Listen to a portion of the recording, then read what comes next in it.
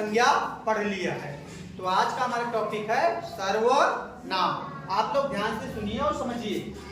सर्वनाम, सर्वनाम शब्द दो शब्दों के मेल से बना है, मतलब दो शब्दों के जोड़ने से सर्वनाम बना है। वो शब्द कौन कौन से है? पहला है सर्व और दूसरा है नाम। सर्वनाम इन दोनों शब्दों से मिलकर बना हुआ है। इसमें सर्व का मतलब क्या होता है? सबका। सर्व मतलब सबका, और नाम का मतलब आप लोग को पता है, नाम का मतलब किसी व्यक्ति का नाम। ठीक, तो इस प्रकार से सर्वनाम का क्या अर्थ हुआ? सबका नाम। सर्वनाम का अर्थ है सबका नाम। अब बात करते हैं इसकी परिभाषा, इसका डेफिनेशन क्या है, इसकी परिभाषा क्या है। हाँ, सर्वनाम को हम लोग इंग्लिश में बोलते हैं प्रोनाउन। प्रोनाउन, इसकी परिभाषा सुनिए। जो शब्द संज्ञा शब्दों के स्थान पर, जो शब्द संज्ञा शब्दों के स्थान पर प्रयोग किए जाते हैं वे सर्वनाम कहलाते हैं।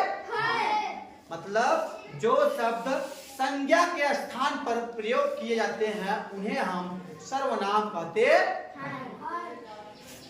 जैसे मैं, हम, तू, तुम, यह, वह, कोई, कुछ, कौन, क्या आदि, ये सब क्या है?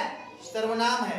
जैसे मैंने कहा राम खाना खाता है, तो राम के स्थान पे सर्वनाम का यूज हम करेंगे, वह खाना खाता है। अब हमने कहा वह खाना खाता है, मैंने नाम नहीं लिया। जहां पे राम था वहां पे क्या हो गया? वह खाना खाता है। तो वह क्या है? सर्वनाम है। मतलब जहां संज्ञा रहती थी वहां पे अब क्या प्रयोग हो गया? संज्ञा के स्थान पे हमने जिस शब्द का प्रयोग किया उसे हम सर्वनाम कहेंगे। समझ में आया? सर्वनाम शब्द स्त्रीलिंग तथा पुल्लिंग दोनों में समान रहते हैं। ठीक है, चाहे स्त्रीलिंग हो चाहे पुल्लिंग हो, सर्वनाम शब्द नहीं बदलता। जैसे लड़का के लिए वह जा रहा है, तो लड़की के लिए क्या होगा? लड़की के लिए भी तो वही होगा कि वह जा रही है। रही है तो लड़की और रहा है तो लड़का। स्त्रीलिंग की पहचान कैसे करेंगे? रही है और लड़का, पुल्लिंग का पहचान होगा रहा। ठीक है, तो सर्वनाम शब्द स्त्रीलिंग तथा पुल्लिंग दोनों में क्या रहते हैं? समान रहते हैं। जैसे ये लड़का था तब भी हमने वह का प्रयोग किया, लड़की है तब भी हमने वह का प्रयोग किया। अगला, एक वचन सर्वनाम और बहुवचन सर्वनाम कौन कौन से हैं? एक वचन सर्वनाम है मैं, तुम, वह, यह, इसे, उसे। ये कैसे सर्वनाम है? एक वचन सर्वनाम है। बहुवचन सर्वनाम कौन कौन से हैं? हम, आप, वे, ये, इन्हें, उन्हें। ये किस प्रकार का सर्वनाम है? बहुवचन सर्वनाम।